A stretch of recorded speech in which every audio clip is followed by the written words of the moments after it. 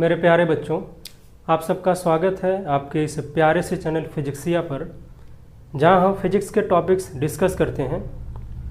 और अभी हम क्लास 12th की फ़िज़िक्स डिस्कस कर रहे हैं, जिसमें पहले 2 चैप्टर्स आपके क्लास 12th की फ़िज़िक्स का जो पहला बुक है, फर्स्ट बुक है, उसके पहले 2 chapters electric charges and field, दूसरा चैप्टर है इलेक्ट्रिक पोटेंशियल एंड कैपेसिटेंस।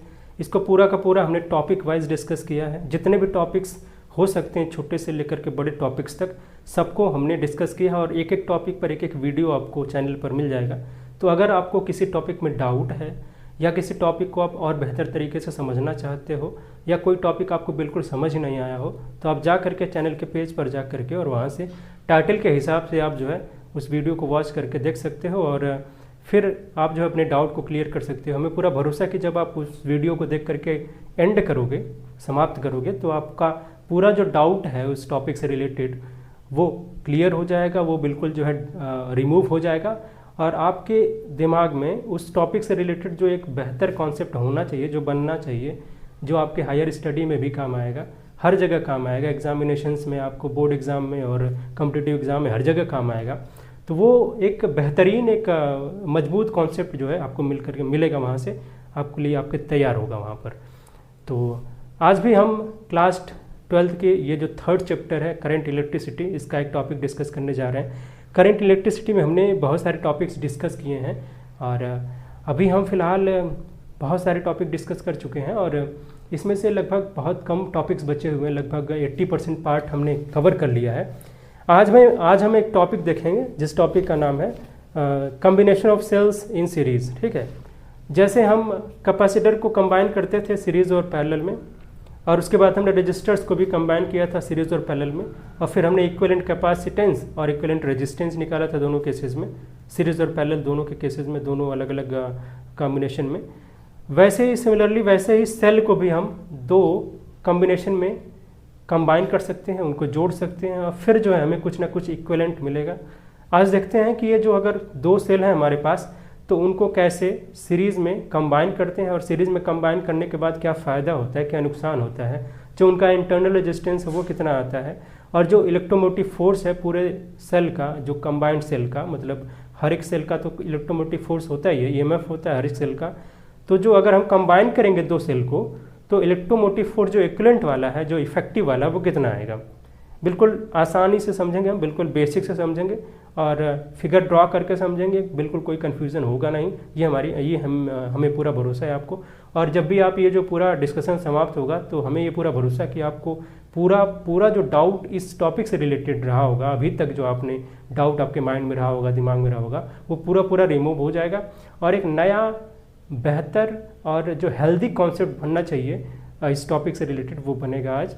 तो इसके लिए तैयार हो जाएं। अभी हम शुरुआत करते हैं बिना टाइम वेस्ट किए। अभी शुरुआत करते हैं हम अपना जो टॉपिक है हमारे पास, combination of cells in series. एक ही कॉम्बिनेशन आज देखेंगे, सीरीज़ में देखेंगे, लेकिन इसको बहुत अच्छे तरीके से, बेहतर तरीके से समझेंगे और कोई डाउट रह नहीं जाना चाहिए। ठीक है, तो हमें हमारा ये जो डेरिवेशन का प्रोसेस, जो समझाने का तरीका, उसका जो हमारा पर्पज़ ये रहता है कि आपको बहुत सारा चीज़ें जो है रटना ना पड़े और एक फ्लो में वो चीज़ें आती चली जाएँ। ठीक है, तो हम करेंगे क्या, पहले दिमाग में रखेंगे कि अपना सीरीज़ का कॉम्बिनेशन बोल रहा है और सेल्स को जोड़ने के लिए बोल रहा है। यहाँ कैपेसिटर और रजिस्टर तो है नहीं जिसको हम सीधे सीधे जोड़ देंगे, जो 2 कैपेसिटर बना करके। यहाँ तो सेल्स हैं, तो दोनों सेल्स के इंडिविजुअल ईएमएफ भी होंगे, यानी इलेक्ट्रोमोटिव फोर्सेस भी होंगे दोनों के अलग अलग, और दोनों के इंटरनल रेजिस्टेंसेस भी होंगे। तो दोनों चीज़ों को यहाँ दिखाना पड़ेगा हमें। ठीक है, तो आइए शुरू करते हैं। पहले तो स्ट्रक्चर बनाते हैं, सीरीज़ में 2 सेल को जोड़ते हैं और फिर देखते हैं कि जो इक्विवेलेंट वाला है, इफेक्टिव वाला, वो कितना मिलता है, कैसे मिलता है। ठीक है, देखते हैं। 2 सेल हम जोड़ देते हैं। ठीक है, सेल का मतलब होता है भाई, एक नेगेटिव टर्मिनल होता है और एक पॉजिटिव टर्मिनल होता है। ठीक है, ऐसे सेल बनता है। तो हमने एक सेल बना दिया है। ठीक है, सेल बना दिया। एक नेगेटिव टर्मिनल जो होता है, नेगेटिव टर्मिनल को हम थोड़ा छोटा बनाते हैं, छोटी लाइन से, और पॉजिटिव वाले को ऐसे बड़ी लाइन से बनाते हैं। इसके बाद ही हम दिखा देते हैं कि इसका जो इंटरनल रेजिस्टेंस है वो कितना है। ठीक है, आगे बढ़ें। एक दूसरा सेल यहाँ कंबाइन करते हैं, क्योंकि हम 2 सेल को यहाँ कंबाइन करके सीरीज़ में देखेंगे। फिर उसके बाद इस रिजल्ट को जनरलाइज करेंगे। ठीक है, जनरलाइज करेंगे और एंड सेल के लिए जनरलाइज करेंगे। इसके बाद इस सेल का भी कुछ इंटरनल रेजिस्टेंस होगा। ठीक है, और इस तरीके से ये पूरा, ये अलग से, ये जो रेजिस्टेंस हमने लिखा है ना, ये अलग से नहीं है, ये इस सेल का ही है, ठीक है। इस तरह से इसलिए जो है इसको क्या करते हैं, ऐसे बॉक्स में बना देते हैं ताकि ये समझ में आए कि भाई ये जो रेजिस्टेंस है ये इसी सेल का है, अलग से नहीं है, अलग से कोई डिवाइस नहीं लगी है। तो इस तरीके से दो सेल को हमने कंबाइन कर दिया, ठीक है। अब ये दोनों पॉइंट बना देते हैं, ठीक है। दो पॉइंट को हम ये ए पॉइंट ले लेते हैं इसको, और ये बी पॉइंट ले लेते हैं, ठीक है। और इन दोनों सेल के बीच में एक पॉइंट हम अपना इसको बी ले लेते हैं, इसको सी ले लेते हैं, ठीक है। ऐसे करेंगे। अब आप यहाँ पर ये मत सोचना कि भाई सब कुछ तो कर दिया सर आपने, लेकिन यहाँ पर आपने बैटरी नहीं जोड़ी, ठीक है। जैसे आप कैपेसिटर के केस में करते थे, कैपेसिटर कंबाइन करके एक बैटरी जोड़ते थे ताकि पता चले कि भाई जो पोटेंशियल डिफरेंस है वो कितना है। लेकिन यहाँ आपको अलग से बैटरी जोड़ने की ज़रूरत है? बिल्कुल भी नहीं। जब सेल दो जुड़े हुए हैं तो यहाँ पर ईएमएफ तो ऑलरेडी इन सेल का ईएमएफ कुछ ना कुछ है, ठीक है। मान लिया इसका जो ईएमएफ है ये नेगेटिव टर्मिनल है और ये पॉजिटिव टर्मिनल है। इस सेल का ईएमएफ जो है वो एप्सिलॉन 1 है और इसका एप्सिलॉन 2 है, ठीक है। और इसका इंटरनल रेजिस्टेंस पहले वाले सेल का R1 सपोज कर लेते हैं, दूसरे वाले का R2 सपोज कर लेते हैं, ठीक है ना। अब ये दोनों सीरीज में जुड़े हैं तो एक चीज़ तो हमें पता ही है कि अगर सीरीज में कोई चीज़ जोड़ी जाती है, चाहे कैपेसिटर हो, चाहे रजिस्टर्स हो, चाहे सेल ही जोड़ दें, तो जो करंट होगी वो सेम फ्लो करेगी, ठीक है। तो मान लिया कि इस यहाँ पर आई करंट जा रही है, ठीक है। तो यही करंट यहाँ भी जाएगी, ठीक है। यही करंट बिल्कुल सेम करंट, और यही करंट यहाँ से निकलेगी भी बिल्कुल यहाँ से इस टर्मिनल तक पहुँचेगी भी, मतलब दूसरे वाले सेल से बाहर भी ये जो आई करंट है वही निकलेगी, सेम करंट फ्लो करेगी। इतनी बात क्लियर है। पोटेंशियल डिफरेंसेस अलग अलग होंगे क्योंकि यहाँ देखें ईएमएफ भी अलग अलग आ रहा है। ईएमएफ जो दो सेल हैं, दोनों सेल के जो है ईएमएफ है वो अलग अलग है। अब ज़रा बात करते हैं यहाँ पर क्या बात करते हैं कि भाई यहाँ जो पोटेंशियल डिफरेंस है, ठीक है, पोटेंशियल डिफरेंस जो आ रहा है इन दोनों सेल के बीच में वो कितना है। देखें दो पॉइंट है ए और सी, ये दोनों सेल जो इसी दो पॉइंट के बीच में कनेक्ट हुए हैं, ज्वाइन किए गए हैं। तो इन्हीं दोनों पॉइंट के बीच का पोटेंशियल डिफरेंस निकाल लेते हैं, और वो पोटेंशियल डिफरेंस जो भी होगा, ठीक है, फिर हम डिसाइड करेंगे कितना इक्विवेलेंट आ रहा है रेजिस्टेंस इंटरनल वाला और कितना इक्विवेलेंट अपना जो ये ईएमएफ है वो आ रहा है। तो लिखते हैं हम कि भाई करंट तो सेम फ्लो करेगी, ठीक है। सेम यहाँ क्या फ्लो करेगी, करंट फ्लो करेगी। सेम क्या होगा, करंट होगा सब में, सारे रजिस्टर्स में, रजिस्टर्स ना कहें, यहाँ पर सारे सेल्स हैं। अब देखें जो पोटेंशियल डिफरेंस है इस ए और सी के बीच में, तो VAC लिख देते हैं हम, VAC, ठीक है। अब अगर हम ये C जो है वो हायर पोटेंशियल पर है, ठीक है, क्योंकि देखो ये नेगेटिव वाले को लोअर पोटेंशियल कहते हैं और पॉजिटिव वाले टर्मिनल को हायर पोटेंशियल कहते हैं। ये नेगेटिव, ये पॉजिटिव, नेगेटिव पॉजिटिव, नेगेटिव से शुरू किया हमने और फाइनल कहाँ पहुँचे, पॉजिटिव तक। तो हायर पोटेंशियल C के पास है और A वाले के पास लोअर पोटेंशियल है। तो हम क्या करेंगे यहाँ पर V और उसके बाद C और उसके बाद ये जो अपना A है, ठीक है, ये लिखेंगे। VC में से VA घटा देंगे तो VAC की वैल्यू आ जाएगी, मतलब इन दोनों पॉइंट के बीच का जो पोटेंशियल डिफरेंस है वो आ जाएगा, ठीक है। ऐसे लिख भी सकते हैं PD between A and C, ठीक है, ये चीज़। अब ज़रा देखते हैं कि यहाँ पर कुछ चीज़ें तो पहले से हमें नोट करके लिखना था कि भाई ये जो A और B के बीच का जो पोटेंशियल डिफरेंस है वो कितना होगा, ठीक है। तो VAB लिख देते हैं। B हायर पोटेंशियल पर है तो VB माइनस VA लिखेंगे, ठीक है। VB जो है वो है क्या भाई, VB माइनस VA जो लिखेंगे वो क्या होगा। अब बराबर में क्या हुआ, यहाँ पर है क्या आखिर, देखें एक तो जो बैटरी का EMF है, ठीक है, और दूसरा जो है रजिस्टर इंटरनल रेजिस्टेंस, जो इसमें करंट जाएगी उस करंट के साथ इसको मल्टीप्लाई करके इस रेजिस्टेंस को मल्टीप्लाई करके जो मिलेगा वो एक खुद पोटेंशियल का ड्रॉप होगा, ठीक है। तो VB माइनस VA जो लिखेंगे यहाँ पर वो होगा क्या, जो EMF है यानी कि एप्सिलॉन 1, ठीक है। फिर उसके बाद जैसे ही करंट की डायरेक्शन में हम किसी डिवाइस या रेजिस्टेंस में जाते हैं, इसके थ्रू जाते हैं, वैसे ही ड्रॉप हो जाता है। तो फाइनली माइनस लिख देते हैं यहाँ पर, और करंट जा रही है I और रेजिस्टेंस कितना R1 है, ठीक है। सिमिलरली वैसे ही बिल्कुल ऐसे ही यहाँ पर हम VB और VC के बीच में, यानी कि अपना जो B और C के बीच में पोटेंशियल डिफरेंस निकालेंगे, इसको लिखेंगे BC, ठीक है। लिखेंगे कैसे, VC में से B को घटाएंगे, मतलब क्या है, जो C का पोटेंशियल, C पॉइंट का जो पोटेंशियल है उसमें से B पॉइंट वाले पोटेंशियल को घटा देंगे तो पोटेंशियल डिफरेंस आ जाएगा, जिसे VC से रिप्रेजेंट करेंगे। अब सिमिलरली यहाँ के लिए भी, दूसरे सेल के लिए भी यहाँ पर एप्सिलॉन 2 हो जाएगा और माइनस करंट I फ्लो कर रही है, लेकिन इस बार रेजिस्टेंस कितना है, अपना R2 है। ठीक है, अब यही वैल्यू यहाँ हमें मैच कराना है, देखें। ठीक है, VC माइनस VA दिखाई दे रहा है, यहाँ हमारे पास VB माइनस VA है, VC माइनस VB है। ठीक है, ये दो है, लेकिन हमारे पास ये नहीं पता है कि VC माइनस VA कितना है। ठीक है, तो हम क्या करते हैं, यहाँ पर एक छोटा सा काम करते हैं, और वो छोटा सा काम थोड़ा सा बड़े फायदे का होगा। इस लाइन को थोड़ा नीचे लिखते हैं, VAC लिख देते हैं। ठीक है, जिसमें हम क्या करेंगे, VC और माइनस VA लिखेंगे। ठीक है, VC minus VA, C higher potential पर है और A जो है लोअर पोटेंशियल पे है। C में से A घटाया, VC में से A घटाया, VA घटाया, मतलब higher potential minus lower potential. अब क्या करते हैं, अपनी मर्जी से इसी में हम VB जोड़ देते हैं और अपनी मर्जी से यहाँ पर VB को घटा भी देते हैं। अब जब जोड़ेंगे तो घटा दिया, अगर हमने जोड़ा घटाया दोनों काम कर दिया, कोई फर्क नहीं पड़ेगा। असल में क्या होगा, ये दोनों कट करके कैंसिल आउट हो जाएंगे, लेकिन ये हम अपनी सुविधा के लिए कर रहे हैं। अब क्या करते हैं भाई, ये जो अपना VC है, ठीक है, उसके साथ VB को लेकर के आते हैं। ठीक है, VC माइनस VB, ये चीज़ एक साथ कर लेते हैं, VC माइनस VB। अब प्लस में लिखते हैं, प्लस में क्या किया, प्लस में जब लिखेंगे उसके बाद बचा क्या है, ये बचा है और ये बचा है, तो VB और माइनस में VA कर लेते हैं। कोई कन्फ्यूज़न, बिल्कुल भी नहीं। VC माइनस VB ये कितना है, ये देखें यही दिखाई दे रहा है। ठीक है, इस चीज़ को लिख लेते हैं, एप्सिलॉन 2 और माइनस में I R2 है, एप्सिलॉन 2 और माइनस में I और R2 है, और प्लस में VB माइनस VA, ये वाली वैल्यू कितनी है, एप्सिलॉन 1 और उसके बाद माइनस है और R1 है। ठीक है, अब देखें ये जो EMF है दूसरे वाले बैटरी का नहीं, सेल का है, और ये पहले वाले सेल का है। इन दोनों को एक साथ कर लो, यानी एप्सिलॉन 1 प्लस एप्सिलॉन 2। ठीक है, और फिर बचता क्या है, minus I R2 minus I R1, इसमें भी I कॉमन है, तो माइनस के बाद I कॉमन ले लेते हैं और R1 प्लस R2 हम जो है दूसरे ब्रैकेट में लिख देते हैं। ये VAC आ गया। ठीक है, ये वैल्यू आई है VAC। ठीक है, अब ज़रा देखें कि अगर मान लिया हम ये दोनों जो सेल दिखाई दे रहे हैं इसको रिप्लेस करके कोई एक सिंगल सेल लगा दें जिसका जो रेजिस्टेंस है, इंटरनल रेजिस्टेंस, वो स्मॉल r है। मान लिया कि हमने क्या किया, एक सेल लगाया है और इसका जो EMF है वो एप्सिलॉन इक्विवेलेंट है, उसके बाद इसका जो इंटरनल रेजिस्टेंस है वो R इक्विवेलेंट है। तो ये जो पॉइंट A है, इसी C के बीच में यही रेजिस्टेंस मैंने लगा दिया, मतलब इन दोनों को रिप्लेस करके एक तीसरा सेल लगा दिया हमने जिसका जो EMF है, इलेक्ट्रोमोटिव फोर्स है, वो E एप्सिलॉन इक्विवेलेंट है और जो इंटरनल रेजिस्टेंस है वो R इक्विवेलेंट है। ठीक है, इन दोनों को रिप्लेस करके बिल्कुल ऐसे ही करते थे जैसे हम कैपेसिटर और रेजिस्टेंस में करते थे, वैसे यहाँ भी करना है।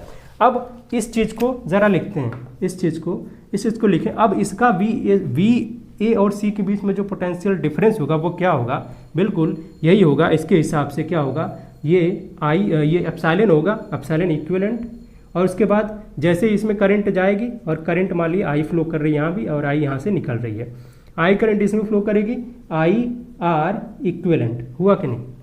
अब इन दोनों को कंपेयर कर लेते हैं, एक तो ये इतना पार्ट और इतना पार्ट। ठीक है, तो कंपेयर करेंगे तो देखेंगे ये वाला जो पार्ट है ये एप्सिलॉन इक्विवेलेंट के बराबर होगा और R1 प्लस R2 ये R इक्विवेलेंट के बराबर होगा कि नहीं। ठीक है, मतलब हमें जो मिला है वो यहाँ से क्या मिला है, वो मिला है कि जो एप्सिलॉन इक्विवेलेंट यानी जो इक्विवेलेंट इफेक्टिव रेजिस्टेंस है, इक्विवेलेंट जो अपना इलेक्ट्रोमोटिव फोर्स है वो कितना आया है, दोनों सेल का इलेक्ट्रोमोटिव फोर्स यहाँ सीधे सीधे जोड़ दिया जाएगा, यानी अपना जो ये है एप्सिलॉन 1 और एप्सिलॉन 2।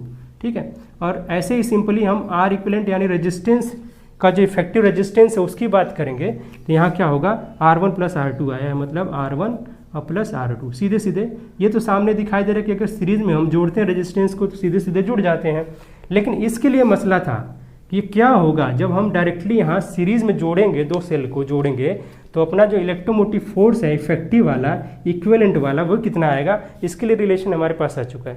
ये तो थोड़ा थोड़ा मैच कर रहा है कि भाई अगर सीरीज में है, रेजिस्टेंस को जोड़ते थे सीरीज में तो सीधे सीधे उसको अलजेब्रा में जैसे जोड़ते हैं उस तरह से सीधे R1 plus R2 plus R3 इस तरीके से कर देते हैं। ठीक है, पैरेलल में कुछ अलग आता था और ये वैल्यू बड़ी आती है। ठीक है, सबसे बड़ा जो रेजिस्टेंस होता है R1 R2 में से कोई भी जो सबसे बड़ा होगा, जो R इक्विवेलेंट आएगा वो सबसे बड़े वाले से भी बड़ा होगा। ठीक है, और यहाँ देखा हमने कि भाई जो इलेक्ट्रोमोटिव फोर्स है वो सीरीज़ में अगर हम करते हैं, दो सेल को जोड़ते हैं, तो जो कंबाइंड इलेक्ट्रोमोटिव फोर्स आएगा, जो इफेक्टिव इलेक्ट्रोमोटिव फोर्स आएगा, वो दोनों के सम के बराबर होगा, यानी दोनों को जोड़ दिया जाएगा। ठीक है, बात आई समझ में। अब ज़रा देखते हैं, अगर मान लिया कि 2 सेल नहीं 3, 4, 5 सेल या n सेल होते तो क्या करते हैं हम यहाँ पर, बिल्कुल बस यही सारे यहाँ पर जोड़ते चले जाते हैं। मतलब क्या करना है आपको, यहीं पर आपको जो है डॉट डॉट करके और जो है एप्सिलॉन n कर देना है। यहीं क्या करना है, डॉट डॉट करके आप जो है r n कर दोगे, यानी जितने भी रेजिस्टेंस ये सेल होंगे उतने सारे सेल का जो इंटरनल रेजिस्टेंस होगा सबको जोड़ दिया जाएगा, और सारे सेल का जो इफेक्टिव ये इलेक्ट्रोमोटिव फोर्स होगा उन सबको जोड़ दिया जाएगा अलग से। तो ये जनरल फार्मूला आ जाएगा। ठीक है, अब ज़रा देखते हैं क्वेश्चन। ठीक है, अगर इसको स्क्रीन शॉट लेना हो तो आप ले सकते हो यहाँ पर। ठीक है, जो भी है यहाँ पर आप इसको स्क्रीन शॉट ले सकते हो। अब एक क्वेश्चन करते हैं इस पर ताकि समझ में आ जाए ये जो फार्मूला अभी भी आया है। ठीक है, क्वेश्चन देखते हैं। 2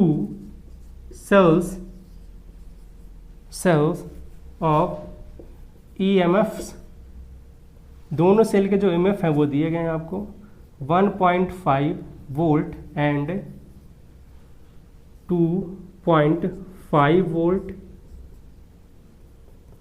having internal resistances,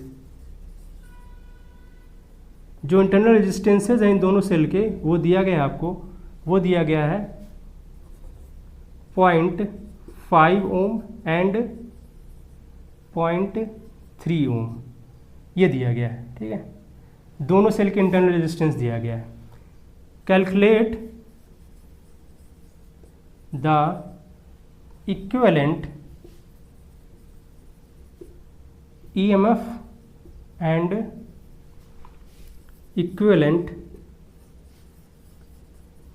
resistance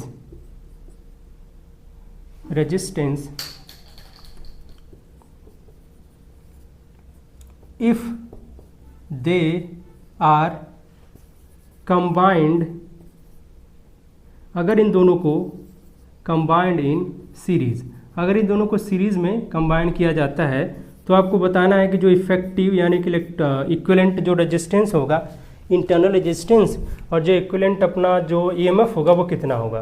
formula हमारे पास है, 2 सेल है हमारे पास, बिल्कुल यही फार्मूला लगा है। सबसे पहले क्या करना है, अगर आपको इलेक्ट्रोमोटिव जो फोर्स है इसका इक्विवेलेंट चाहिए तो दोनों जो इलेक्ट्रोमोटिव फोर्स है दोनों सेल के उनको जोड़ दिया जाएगा। ठीक है, जोड़ दिया जाएगा तो पहला जो EMF दिया गया है यानी कि एप्सिलॉन 1 दिया गया है 1.5 है, और दूसरा वाला दिया गया है 2.5, दोनों को जोड़ेंगे यहाँ पर तो हो जाएगा 4 और वोल्ट आएगा। ठीक है, अगर हम इंटरनल रेजिस्टेंस की बात करेंगे और इसका जो इफेक्टिव वाला इंटरनल रेजिस्टेंस की बात करेंगे या फिर R इक्विवेलेंट की बात करेंगे, स्मॉल R इक्विवेलेंट की बात करेंगे, जो इक्विवेलेंट रेजिस्टेंस है इंटरनल रेजिस्टेंस का वो कितना होगा, R1 प्लस R2 के बराबर होगा। दोनों को जोड़ेंगे और फिर दिया क्या गया है कि भाई पहला वाला जो इंटरनल रेजिस्टेंस है पहले वाले सेल का वो 0.5 है और दूसरे वाले सेल का कितना है, ये 0.3 है। तो दोनों को जोड़ा भाई हमने, आ गया 0.8, कितना आ गया, ये ओम आ गया। ठीक है, इतना पूछा गया था, इतना लिख दिया भैया।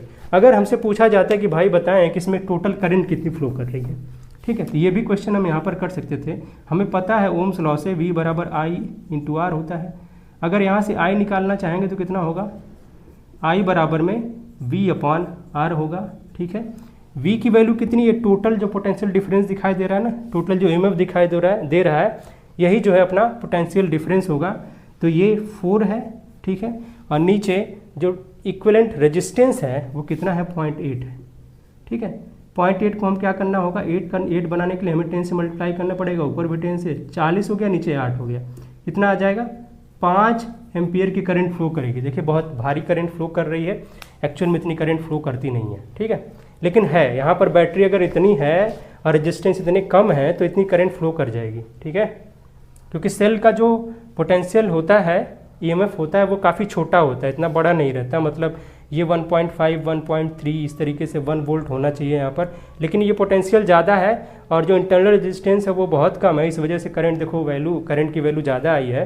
ठीक है, हमने यहाँ पर आज देखा है कि जो अगर 2 सेल हैं हमारे पास तो उनको सीरीज़ में कंबाइन करते हैं तो जो इफेक्टिव ईएमएफ आता है वो कितना आएगा और जो इफेक्टिव रेजिस्टेंस आता है वो कितना आएगा। इंटरनल रेजिस्टेंस की बात कर रहे हैं हम यहाँ पर जो है, और किसी लोड के रेजिस्टेंस की बात नहीं करें, किसी अप्लायंस के रेजिस्टेंस की बात करें, मतलब कोई डिवाइस यहाँ जुड़ा नहीं है।